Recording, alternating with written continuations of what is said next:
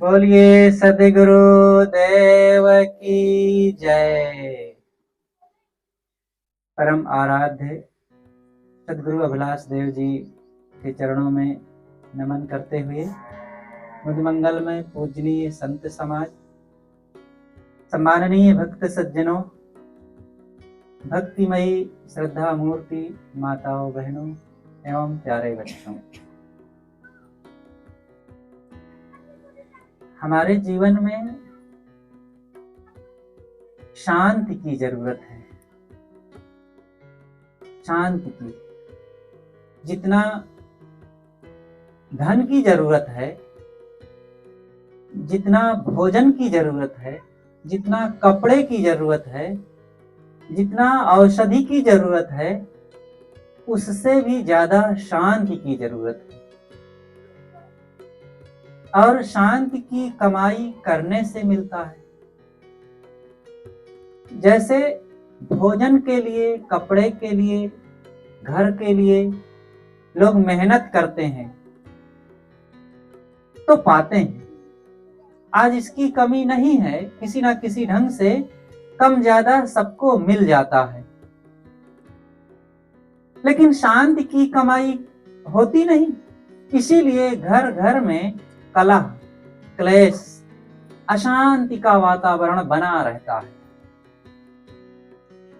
भाई भाई में, पिता पुत्र में, देवरान जेठान में, पति पत्नी में, जो भी आपस के रिश्ते हैं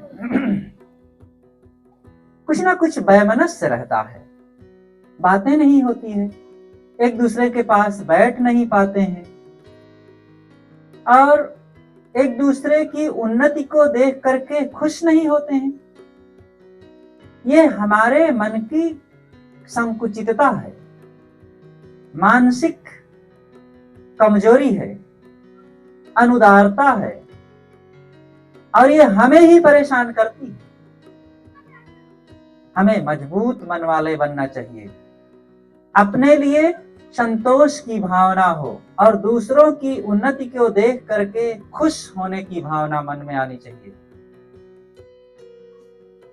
और संसार से बहुत जो आशा लगा करके रखेगा, मुझे ये मिले, इतना मिले, ऐसा मिले, उनसे भी अच्छा मिले, ये हमारे मन की कमजोरी है। जो मिले उसके लिए हमारे मन में संतोष हो और मेहनत हो, लेकिन इतना इतना मिले, अरे भाई उसके योग्य भी तो हम बने। बिना योग्यता के हमें मिल भी जाएगा तो उसको संभाल नहीं पाएंगे। हमें वह मिलता है जिसके हम योग्य हैं। चाहने से कुछ नहीं होता है, चाह लो लेकिन योग्यता ना हासिल करें। जैसे एक किसान चाहता है कि हमें खेत में खूब अन्न मिले, तो उसके योग्य बन करके खूब बढ़िया खेत की कमाई करता है, बीज डालता है, उसकी सिंचाई गुड़ाई करके, खाद डाल करके और रखवाली करके तब फिर अंतिम में फसल पाता है। चाहा और चाहने के बाद उसकी उचित भूमिका को निभाया, तब फिर मिली फसल। वो चाह ले बैठे बैठे घर में, चाहने से कहीं आ जाए, बोरा कबोरा आपके घर में चाहने से आ जाए, तब तो फिर मेहनत करने की कहीं जरूरत ही नहीं है। ये जो हम चाहते हैं, मन कभी भरता नहीं है। मन को भरने की चेष्टा ना करो, जरूरतों को पूरा करो। देखो, एक होती है इच्छा और दूसरी बात होती है आवश्यकता। इच्छा और आवश्यकता, ये दो बातें हैं। इच्छाओं की पूर्ति कभी नहीं होती है, आवश्यकताओं की पूर्ति हर इंसान की, हर प्राणी की हो जाती है। जो आवश्यकता है, भोजन की आवश्यकता है, वो मिल जाता है।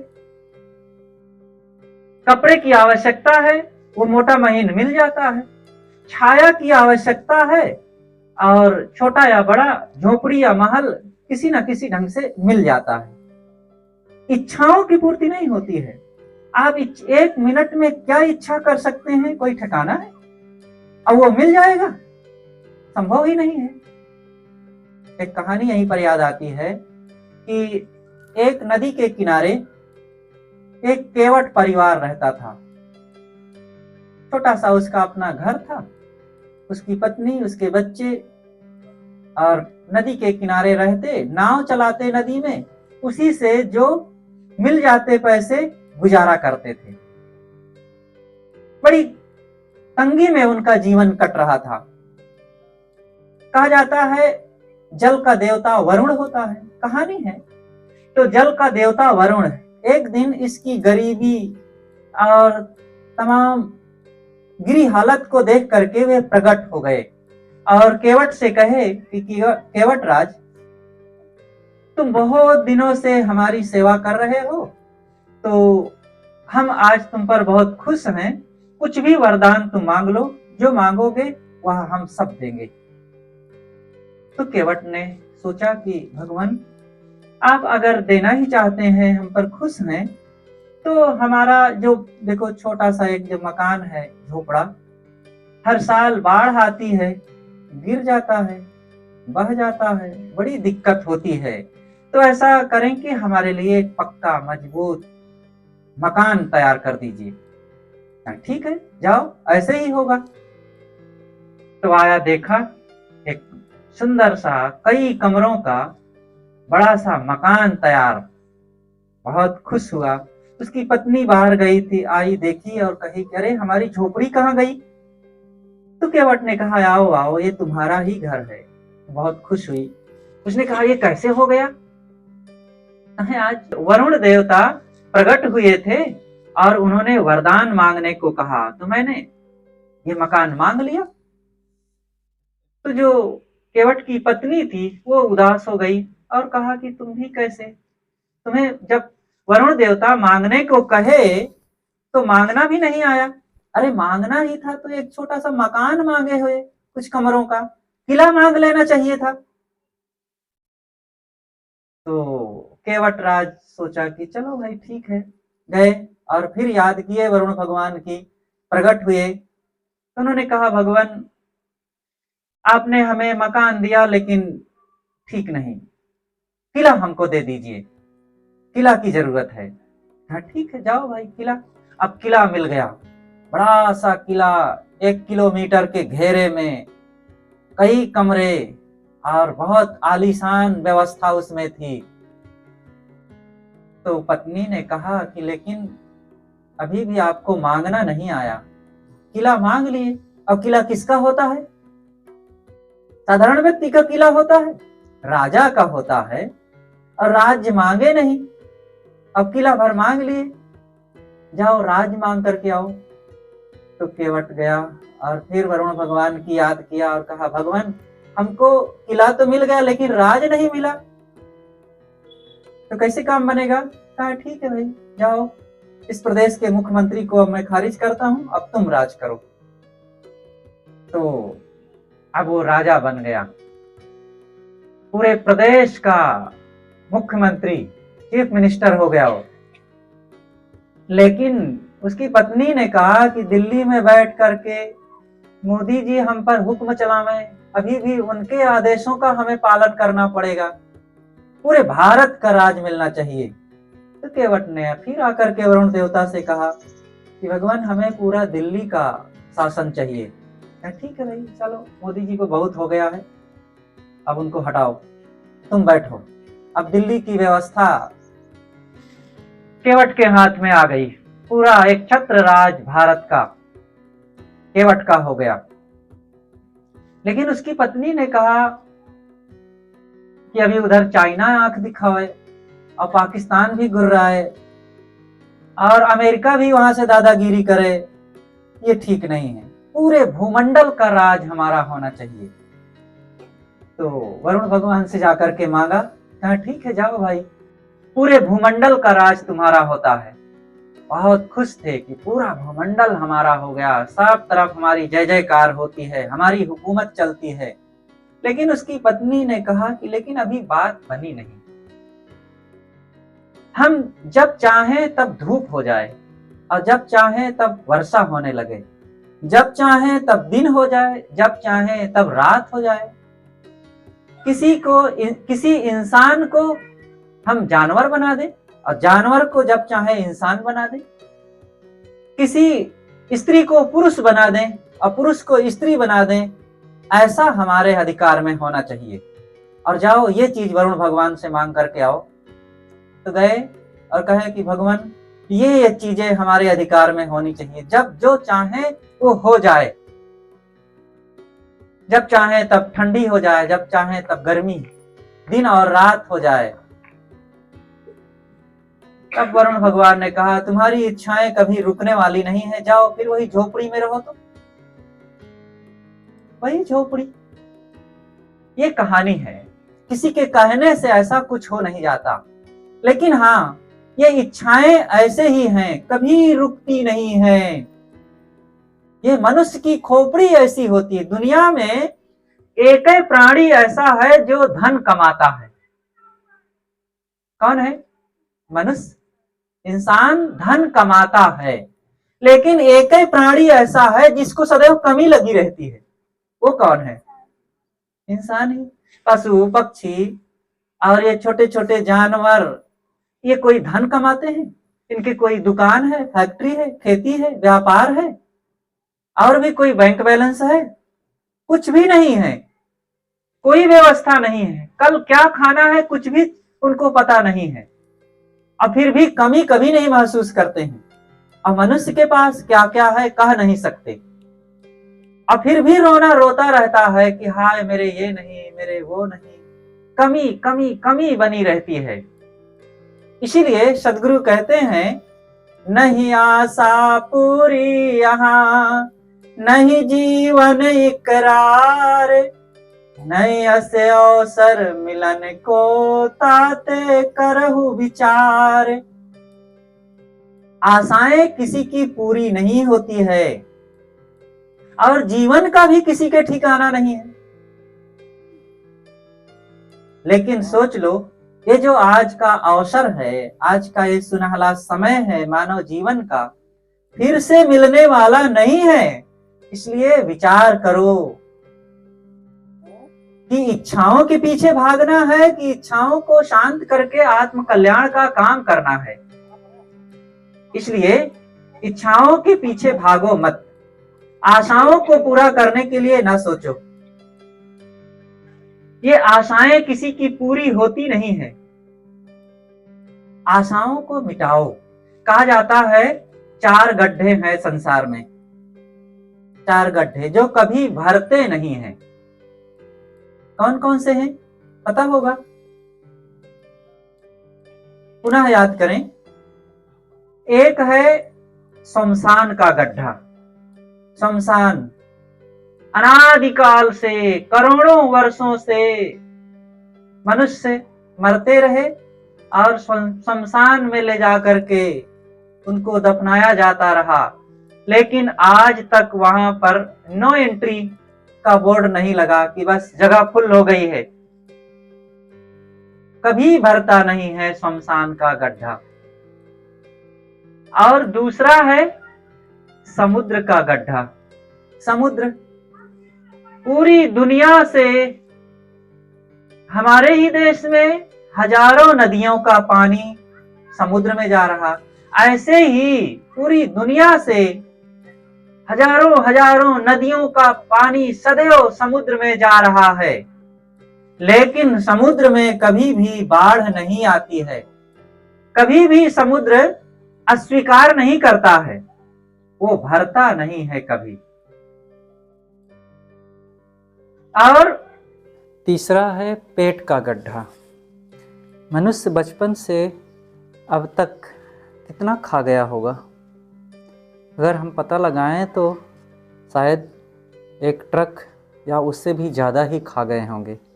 लेकिन फिर भी देखते हैं कि पेट आज भी खाली का खाली है, भूख वैसे ही बनी है। तो ये पेट कभी भरता नहीं है। और चौथा है मनुष्य की इच्छाओं का गड्ढा। पेट तो एक समय भर भी जाता है, इच्छाएं कभी भरती भी नहीं है। कभी ये चाहिए, कभी वो चाहिए, और इतना चाहिए, ऐसा चाहिए, उनका भी चाहिए, ये लगा ही रहता है। इस प्रकार से ये गड्ढे कभी फुल नहीं होते। मनुष्य का जो दिमाग है, उस वो पहले ही मैंने कहा, आवश्यकता, इच्छाओं के पीछे ना भागो, आवश्यकताओं को पूरा करोगे, मेहनत करते रहोगे। जो जहां रहेगा अपने ढंग से मेहनत करे, और मेहनत करने वाले को कभी भी कमी नहीं पड़ती है, उसको मिलता है। हर इंसान को जहां रहे मेहनत कश होना चाहिए, और अपने अपने क्षेत्र में सबकी अपनी अपनी दिशा है। कोई ऑफिस में काम करता है, कोई घर में काम करता है, कोई स्कूल में, कोई खेत में, कोई फैक्ट्री में, कोई दुकान में। जो जहां है सबको मेहनती होना चाहिए, और आप मेहनत करेंगे तो उसका पारितोषिक मिलेगा, और आपका बढ़िया गुजारा होगा। इसलिए मेहनत करो। लोग तो कहते हैं कि साहब कमाई, आमदनी होनी चाहिए। अब आजकल तो ऊपर की आमदनी। एक सज्जन थे, उनकी नौकरी लग गई, तो एक संत ने उनसे पूछा कि अब तो नौकरी लग गई, बढ़िया तो है ना, गुजारा बढ़िया होता है? कि हाँ, गुजारा हो जाता है, लेकिन कोई खास बात नहीं है। कहे क्या कमी है? कहे ऊपर की कोई आमदनी नहीं है वहां।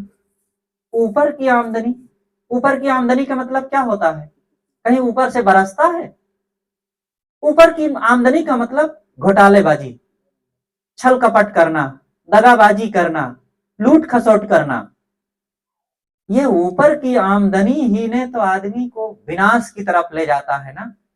गुजारा करो, और समय से थोड़ा बढ़ जाए तो आराम से रहो, सुविधाओं का फिर उपयोग करो। ये 3 स्तर होते हैं, 3 के बाद चौथा आता है। पहला है गुजारा, और दूसरा है फिर आराम से रहना, और तीसरा है सुविधा पूर्वक रहना, और चौथा फिर आ जाएगा विलास। विलास, अविलास के बाद फिर विनाश आ जाता है। इसलिए गुजारा करो, और फिर समय से जब मेहनत करोगे, आपका समय प्रारब्ध भाग्य साथ देगा, तो आराम से भी रहोगे, सुविधा से भी रहोगे। पहले देखो, एक बार आप लोगों के समय में रहा होगा कि दूर से जाकर के कुआं से पानी भर करके लाते रहे होंगे, गुजारा होता था। फिर आपके दरवाजे के पास हैंडपंप लग गया, तो थोड़ा सा आराम हो गया। अब पानी रस्सी लेकर, बल्टी लेकर के भरने नहीं जाना पड़ता था। अब यहीं पर हैंडपंप हो गया, और गए चला करके भर लिए। इसके पश्चात अब आपने बोरिंग करवा लिया, घर में ऊपर टंकी लगा लिए और टोटी लगा लिए। अब बढ़िया से सुविधा खूब हो गई। अब हैंडपंप चलाने की झंझट नहीं, जब मन कहे टोटी घुमाओ और पानी ही पानी। लेकिन इसके पश्चात आपने और व्यवस्था किया, बाथरूम हो गया। ये सुविधा के पश्चात फिर और खोजते रहे अच्छा सा अच्छा विलासिता के लिए, ऐसा बाथरूम, ऐसा टाइल्स, ऐसी टोटी। अब यहाँ तक कि कुछ धनियों के यहाँ तो ये भी हो गया है कि सोने की टोटी, चांदी की टोटी, ये विलास। और इस विलासिता में फिर धीरे से विनाश हो जाता है। ऐसे लोगों को कभी पूरा पड़ता है? कमी सदैव लगी रहती है। इसलिए इन विलासिताओं में मत भटको, गुजारा करो, आराम करो, बस इतना काफी है। और थोड़ा हो जाए तो सुविधा से रहो। तो मैं कह रहा था कि नहीं आशा पूरी यहाँ, नहीं जीवन इकरार। आशाएं पूरी नहीं होती हैं, आशाओं के पीछे भटको मत। ये इच्छा, हमारे परंपरा में एक महान संत हुए हैं, सदगुरु श्री पूरण साहेब जी। उन्होंने कहा है, निर्धनिक कछु धन चाहे, धनिक चाहे विशेष, विशेषहु विशेष चाहे, होवन चाहे नरेश, और नरेश चाहे इंद्रपद, इंद्र चाहे रणजीत, असुर चाहे सुरपति बनन, यह तृष्णा की रीत।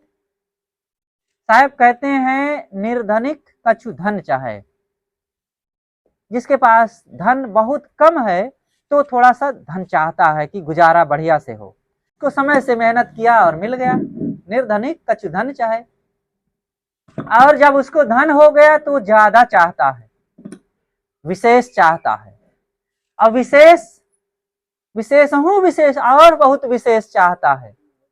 विशेष चाहे होवन चाहे नरेश, अब वो राजा बादशाह बनना चाहता है, और राजा भी बन गया तो सम्राट बनना चाहता है। कभी भी ये मन रुकने वाला नहीं है भोगों से, इच्छाएं कभी रुकने वाली नहीं है। इसलिए सदैव आप मन के पीछे भटकेंगे तो भागते रहो, और एक दिन बीच में ही गिरना है और चल देना है। ये इच्छाओं की दौड़ में नहीं भटकना चाहिए, इच्छाओं को रोको। एक बार एक राजा जमीन बेच रहा था, उसके पास बहुत जमीन थी, तो एक धनवान व्यक्ति ने सोचा कि मैं जमीन खरीदूं। तो जमीन बेचने का दूसरा कुछ नियम था। नियम यह था कि 500 रुपया घंटा। आप लोगों को लगता होगा 500 रुपया घंटा जमीन का क्या मतलब? उसकी शर्त यह थी कि 500 रुपया जमा करे और 1 घंटा में, चाहे धीरे धीरे चल करके या दौड़ करके, 1 घंटा में जितनी जमीन आप घेर लेंगे उतनी जमीन आपकी हो जाएगी। तब उस सेठ ने सोचा, अरे बहुत सस्ता जमीन है, ये तो मैं बहुत जमीन घेर लूंगा, 1 घंटा का बहुत समय होता है। और वो 500 रुपया जमा किया, खूंटा गाड़ा और वहां से चलना शुरू किया। देखा कि आगे यह जमीन बहुत अच्छी है, और आगे बढ़ा, ये तो बहुत अच्छी जमीन है, यहाँ पर मैं औषधालय खुलवा दूंगा, यहाँ पर स्कूल खुलवा दूंगा। उसे याद भी न रहा कि 1 घंटा में लौटना भी है मुझे पूर्व स्थान पर। और वो दौड़ता गया, ये भी अच्छी जमीन है, ये भी अच्छी जमीन है, और इसे घेर लूं, ये और बच्चों के काम आ जाएगी, यहाँ फैक्ट्री लगवा दूंगा, यहाँ पर और दुकान लगवा दूंगा, यहाँ पर गरीबों की कुछ व्यवस्था कर दूंगा। बड़ा परोपकार उसे उस समय सूझने लगा, और 45 मिनट तक दौड़ता गया। तब उसे अचानक याद आया कि अरे समय ज्यादा हो रहा है, मुझे लौटना भी है उसी स्थान पर 1 घंटा में, तब इतनी जमीन मेरी होगी। अब दौड़ा 15 मिनट में 45 मिनट की यात्रा कैसे पूरी कर सकते हैं? दौड़ा और तेज दौड़ा, थक भी गया, हाँफ भी रहा है, आ तो गया तूफानी दौड़ में, लेकिन खूंटा के पास पहुंचा और गिरा मुंह के बल, और खूंटा को छू भी लिया, लेकिन राम नाम सत्य हो गया। अब बताओ जमीन हुई उसकी? कुछ नहीं होना है। ये संसार ऐसा ही है, हम लोग भी यही कर रहे हैं। एक जवान को तृष्णा रहे तो रहे, एक बूढ़ा जो है रोगी भी है, हाँफ भी रहा है, कांप भी रहा है, पैर लड़खड़ाने लग गए हैं, आंख, हाथ और कमर, कोई भी अंग काम नहीं दे रहा है, लेकिन अभी भी लगी है मन में तृष्णा कि घाटा न हो जाए, और इतना धन बढ़ जाए, और बच्चों को आगे बढ़वा दूं, और इतना इनकी उन्नति कर दूं। एक बूढ़ा था, बीमार हुआ और उसकी जुबान बंद हो गई, असमर्थ हो गया था। डॉक्टर बुलाया गया, दवाई दिया गया, और डॉक्टर से कहा गया कि डॉक्टर साहब, पिताजी को जितना हो सके आप कुछ दिन के लिए ही सही फिर से आप इनको बचा लीजिए। अच्छी दवाई हुई और वे फिर बोलने लगे, और जैसे ही आवाज आई वो उनके मुख में, तो वो बोले, बेटे की याद किए। उनके 4 बेटे थे। प्रथम बेटे को याद किए, दिनेश कहाँ है? तो दिनेश बड़ा बेटा वही था, कहे मैं यही हूँ पिताजी। अच्छा, और सुरेश कहाँ है? सुरेश दूसरा बेटा था, कहे पिताजी मैं भी यही हूँ। तीसरा का नाम लिया, महेश कहाँ है?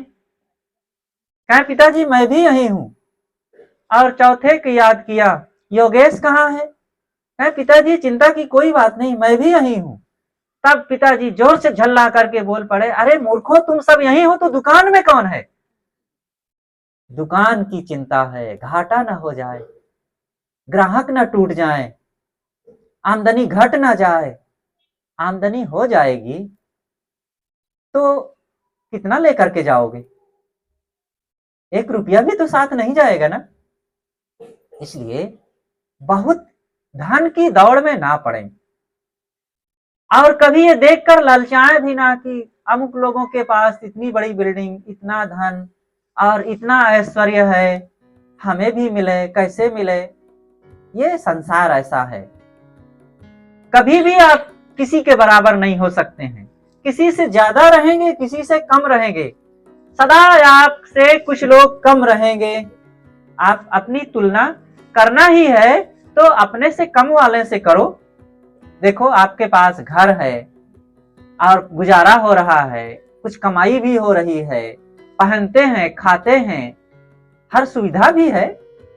सोचो कि कुछ ऐसे भी लोग हैं जिनके पास मकान आज भी नहीं है, जिनके पहनने के लिए कपड़ों की कमी है, ठंडी बड़े मुश्किल से कटती है और सुविधाएं उनके पास विशेष कुछ है ही नहीं है।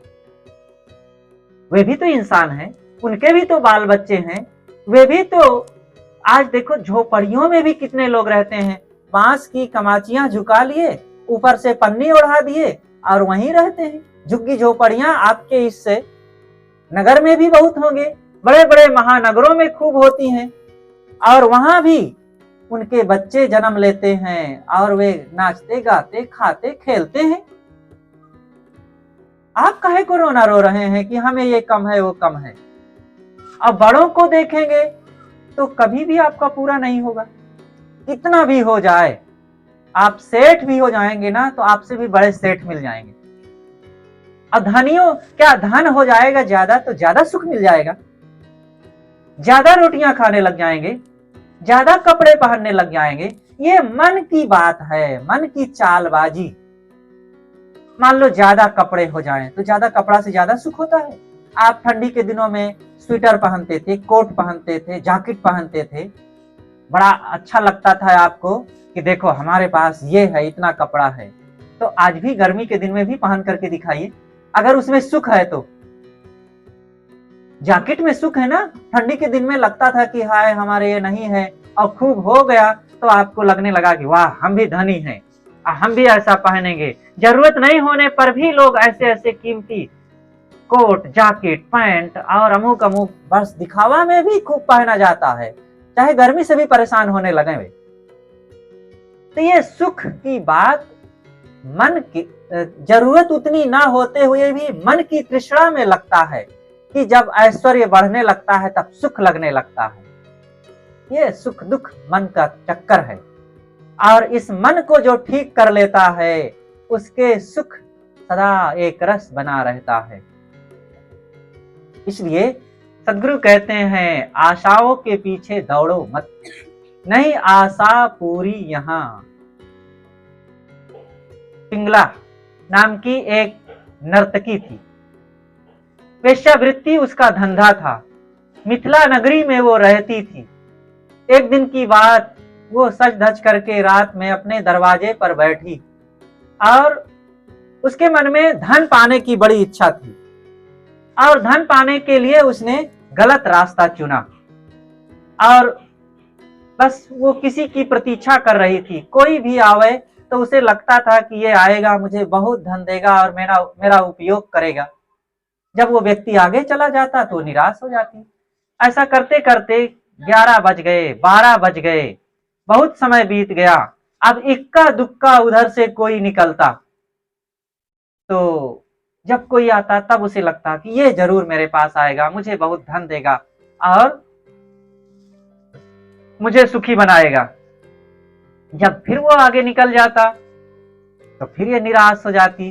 1 बज गया, अब उसके मन में आत्मग्लानि होने लग गई। संसार से और इन भोगों से और इन पुरुषों से उसके मन में घृणा उत्पन्न होने लगी, और वो विचार करती है कि इतने दिनों से मैं लोगों के चक्कर में पड़ करके अपने समय को गंवाती रही, मुझे कौन सा सुख मिला। और कब मैं तृप्त होंगी, कहीं सुख नहीं है। और ये मेरी अंदर की जो इच्छाओं, कामनाओं, वासनाओं की ज्वाला निरंतर और धधकती जा रही है। और ऐसा सोच करके उन्होंने कहा कि इन जो स्वयं बेचारे जल रहे हैं, ये पुरुष हो चाहे स्त्रियां हो, जो इच्छाओं, भोगों, वासनाओं में पड़ेगा वो क्या कभी उससे तृप्त हो सकता है? वो जलेगा। और इच्छाओं, कामना में जलते हुए पुरुषों से मुझे क्या मिलेगा? गंदगी, मल मूत्र, खून पसीना, हाड़ मांस, चाम, यही इन्हीं से सुख। ये स्वयं बेचारे जो बिलबिला रहे हैं, स्वयं जल रहे हैं, स्वयं अतृप्ति की भट्टी में धधक रहे हैं, इनसे मुझे कौन सा सुख मिलेगा? और ऐसा विचार करके वो अपने बिस्तर पर गई और आराम से वो विश्राम कर सकी। तब कवि कहता है, आशा ही सर्वम दुखम नैराश्यम परमम सुखम यथा संचिद कांतासाम सुखम सुस्वाप पिंगला। आशा ही परम दुख है। जब तक उस पिंगला को पराये लोगों से भोग की, धन की आशा थी, तब वो जलती रही, अतृप्त रही, मन से पीड़ित रही। लेकिन जब उसने सारी इच्छाओं को, सारी वासनाओं को त्याग दिया, उधर से निराश हो गई, तब शांत निश्चिंत होकर के आकर के विश्राम पूर्वक आराम से सो सकी। इसलिए हम सब लोग भी मन की इन तृष्णाओं को, आशाओं का त्याग करें और जीवन को देखो कि जीवन की क्या दशा है। साहब कहते हैं कि नहीं जीवन इकरार, जीवन का इकरारनामा है कुछ, ये कितने दिन रहेगा? एक मकान को देख करके कोई कह सकता है, इंजीनियर, कि अगर प्राकृतिक आपदा न आई तो ये मकान इतने दिन चलेगा। एक पुल को देख करके, एक मशीन को देख करके, एक गाड़ी को देख करके कोई बता सकता है कि ये इतने दिन अभी चल सकती है। एक जवान से जवान, सुंदर से सुंदर, पहलवान, हट्टे कट्टे व्यक्ति को देख करके क्या कोई दावे के साथ कह सकता है कि ये व्यक्ति अभी इतने दिन जीवित रहेगा ही? कोई नहीं कह सकता ना। ऐसा क्षणभंगुर हम जीवन को प्राप्त करके और भजन में, परमार्थ में, आत्म कल्याण में, भगवत प्राप्ति में क्यों नहीं लगते हैं? कौन से सुख की आशा हमें लगी हुई है संसार से, और इस संसार में आकर के कौन सुखी होता है? विचार करो। ये बड़े बड़े पूंजीपति, धनी, उद्योगपति, फैक्ट्री वाले, कल कारखाने वाले और बहुत बैंक बैलेंस बढ़ा लेने वाले, क्या ये सुखी हैं? बहुत बड़े बड़े विद्वान जो हो गए हैं, खूब पढ़ लिए हैं और खूब लच्छेदार भाषा में हजारों लाखों की भीड़ में लोगों को झुमा देते हैं, भाषण दे करके, कथाएं सुना करके, तो क्या वे सुखी हैं? आज बड़े बड़े कथाकारों को देख रहे हैं, उनकी क्या दशा है? जेलों की भी हवा खा रहे हैं। बड़े बड़े गायक लोग जो बहुत गा करके दूसरों को मंत्रमुग्ध कर दे, झूम उठे और उनको सुनने के लिए हजारों लोगों की महफिल इकट्ठी हो जाती है, क्या वे सुखी हैं? और बड़े बड़े सुंदर कहलाने वाले लोग जो विश्व प्रतियोगिता में शामिल होते हैं, विश्व सुंदरी के रूप में। अब विश्व सुंदरी होती है, पता नहीं विश्व सुंदरा भी होता है कि नहीं, लेकिन ठीक है, विश्व सुंदरियां हैं। और वे एक विश्व सुंदरी एक बार अपना प्रमाण पत्र, विश्व सुंदरी का खिताब लेकर के आई अपने पिता के पास और पिता से कहती है, पिताजी आज मुझे ये प्रमाण पत्र मिला है कि मैं विश्व सुंदरी हो गई हूं। पिता ने कहा, बेटी ये तुम्हारा प्रमाण पत्र नहीं है। उन्होंने कहा, नहीं पिताजी ये मेरा प्रमाण पत्र, देखिए ये मेरा नाम लिखा, मेरा फोटो छपा है। पिता ने कहा, बेटी ये तुम्हारा नहीं है। कहा फिर भी पिताजी? कहा ये तुम्हारी जवानी का है और ये तुम्हारा प्रमाण पत्र नहीं है। अगर तुम्हारा ही प्रमाण पत्र है तो आज से 20 साल के बाद दिखाना। अगर तुम विश्व सुंदरी हो तो 20 साल के बाद वो रहेगी, 2-4 साल में बदल जाता है। ये शरीर की क्या दशा है? जिनको कहा जाता है कि देख देख करके लोग रीझ उठते थे, और कभी उनका ऐसा समय रहता था जिधर चल देते थे लोग उनको निहारते रहते थे, एक आवाज बोल देते थे लोग उनको सुनने के लिए लालायित रहते थे। और वही बुढ़ापे में एक दिन आंख से लीवड़ बहाते हुए और बहरे बन करके कांपते हाथों से लड़खड़ाती कदमों से कमर झुकी हुई लेकर के चलते थे और मुख का बहता हुआ लार नहीं रोक पाते थे और शरीर पर बैठी हुई मक्खी को भी नहीं उड़ा पाते थे। ये है सुंदर और सुंदरियों की पोल पट्टी। इसलिए ये संसार के ऐसे चक्कर में मत पड़ो। ये सबके जीवन की यही दशा होनी है। जिन बाल बच्चों को लेकर के बड़ा अभिमान होता था, बड़ा अहंकार होता था, हम भी पिता बन गए हैं, हम भी बच्चे वाले हो गए हैं और वाह रे हम हमारे सुंदर योग्य होनहार बेटे हैं। राम, लक्ष्मण, भरत, शत्रुघ्न, दशरथ जी के 4 बेटे थे और बड़ा अभिमान होता था। लेकिन उन्हीं बेटों से छटपटा करके दशरथ जी का प्राणांत हुआ कि नहीं? बेटों से नहीं, उनके मोह से हुआ है। ऐसे ही जो कोई दुखी होता है बेटों से नहीं, बेटों के अहंकार से अथवा बेटों के मोह से। हर बात में है, लोभ से या मोह से, क्रोध से या काम से हमारा विनाश होता है। हमारे विनाश के, हमारे दुख के कारण हम खुद हैं। हम दूसरों को कहते हैं, दूसरों को ऑब्जेक्शन करते हैं कि उनके कारण हम दुखी हैं। कई लोग कह देते हैं, अरे साहब भाई ने हमें ठग लिया, भाई ने हमें गिरा दिया। कोई कहता है कि साहब पड़ोसी हमें ऐसा मिल गया है कि हमको पिछाड़ दिया। तो कोई कहता है साहब पत्नी के कारण मैं दुखी हूँ। कोई कहता है साहब पति मुझे ऐसा निकम्मा मिल गया है कि उसके कारण मैं दुखी हूँ। कोई किसी के कारण दुखी नहीं है, अपने कारण हम दुखी हैं। हम अपने स्वभाव को, अपने विचार को, अपने कर्मों को, अपनी आदतों को, अपनी जुबान को, अपने आचरण को मजबूत रखें और फिर देखें हमारे जिंदगी में क्या आनंद आता है। कोई किसी के कारण दुखी नहीं होता है। इसलिए भाई अपने अपने जीवन को, अपने अपने स्वभाव को हमें मजबूत बनाना चाहिए। तो ये जीवन बड़ा क्षणभंगुर है, बदल रहा है निरंतर। एक दिन आना है वह समय, मौत का समय। सदगुरु कबीर तो हर विषय पर उनके सैकड़ों सैकड़ों वचन है।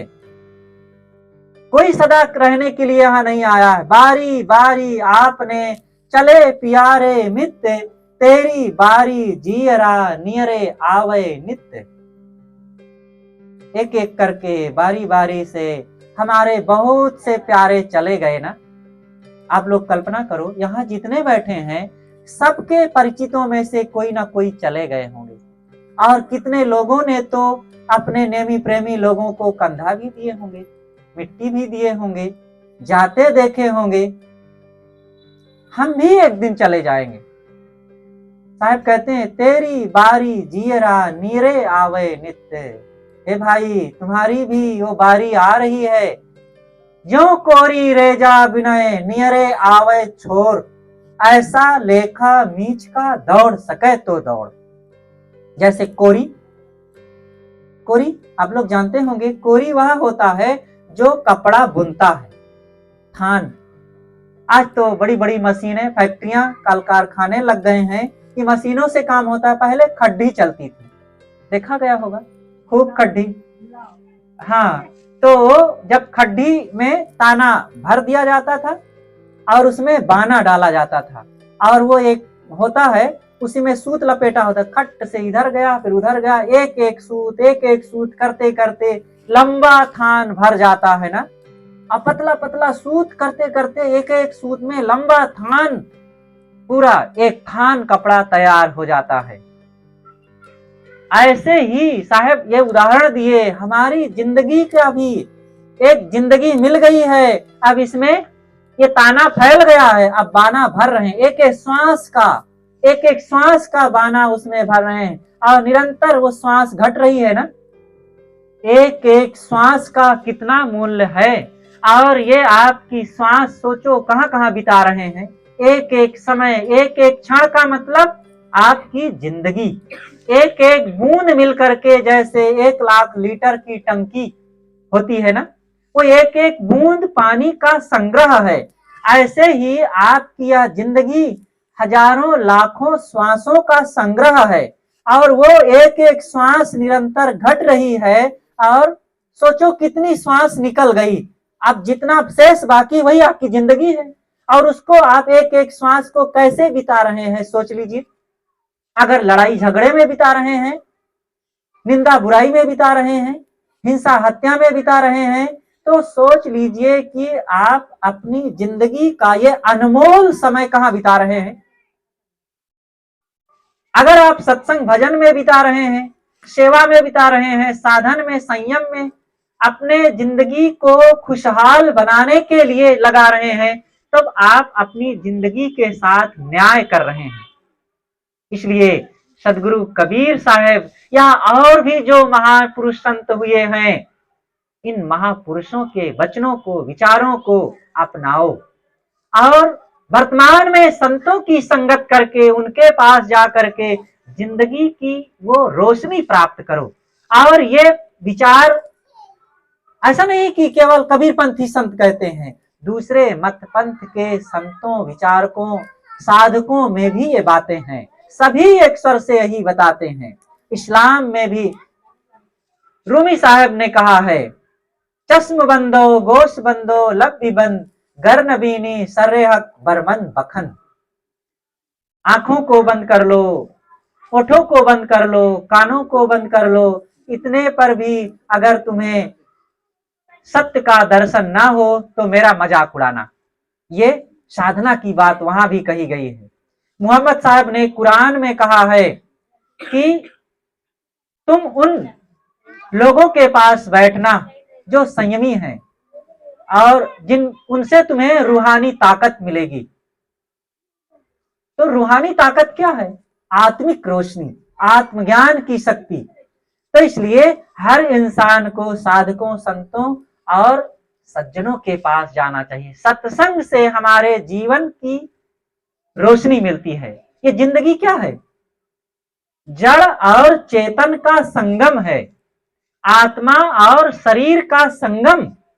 सदगुरु अभिलाष साहब जी ने कहा है, तन जीव मिलन की स्थिति यह जीवन की बेला है, कोई न किसी का जग में बस 2 दिन का मेला है।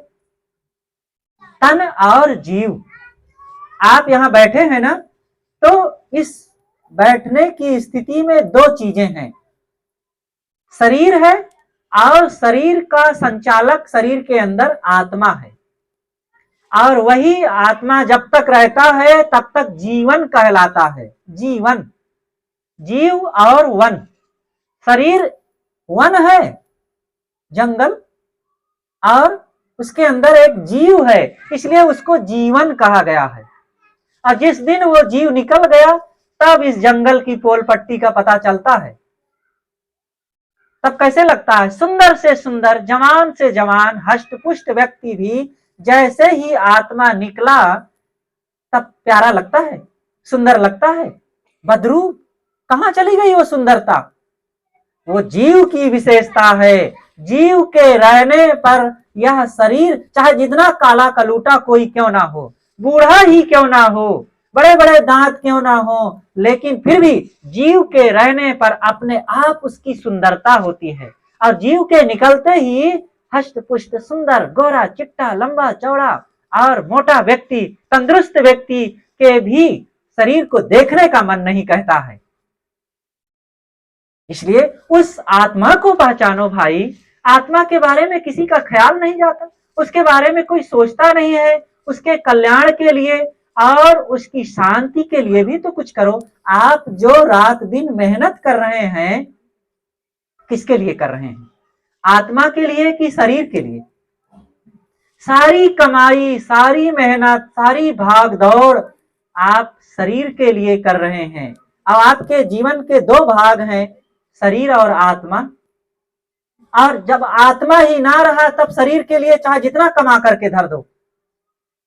कोई मां का शरीर छूट जाए और बेटा अभी भी लाए, माँ के लिए साड़ी है, माँ के लिए कपड़े हैं, माँ के लिए खाने की चीजें हैं, अब वो काम आएगा? आप अपने लिए जोड़ करके रखें, अब अचानक शरीर छूट गया तो आपके क्या काम आएगा? इसलिए चीजों के पीछे इतना नहीं भागना चाहिए कि आप अपने आप को ही भूल जाएं। अपने महत्व को भी पहचानो। शरीर के महत्व को तो सब बता रहे हैं, डॉक्टर भी बता रहा है, मास्टर भी बता रहा है, इंजीनियर भी बता रहा, वैज्ञानिक भी बता रहे हैं, वकील भी बता रहे हैं, माँ बाप भी यही कह रहे हैं कि अरे भाई बेटे का भविष्य बनाना है। और आपको भी लगता है रात दिन शरीर को नहाना धुलाना और चमकाना, पहनाना, ओढ़ाना, इसकी सुरक्षा करना, इसी के लिए बॉडी गार्ड रखना, इसी के लिए गाड़ी मोटर की व्यवस्था करना, इसी के लिए कूलर पंखा की व्यवस्था करना, कहीं गर्मी ना लग जाए, ठंडी ना लग जाए। आत्मा के लिए आपने कितनी शीतलता की व्यवस्था किया है आबो हवा ठंडी कश्मीर नहीं साहब, ठंडा हो कलेजा जहां कश्मीर उसे कहते हैं। कलेजे में ठंडकता नहीं, दिल में ठंडकता नहीं, जल रहे हैं। एयर कंडीशन मकान में है, एयर कंडीशन गाड़ी पर चल रहे हैं, भव्य भवन है, खाने के लिए 10 प्रकार का व्यंजन 10 प्रकार की कटोरियों में सच करके आता है और हर आलीशान व्यवस्थाएं हैं, लेकिन चैन नहीं आ रही है, नींद नहीं आ रही है। 3 बज गए हैं और देवी जी घर से पूछती हैं खा लो, तो पेट सहला के कहते हैं भूख तो नहीं लगी है, लाओ एक गोली खा लेते हैं हाजमा की।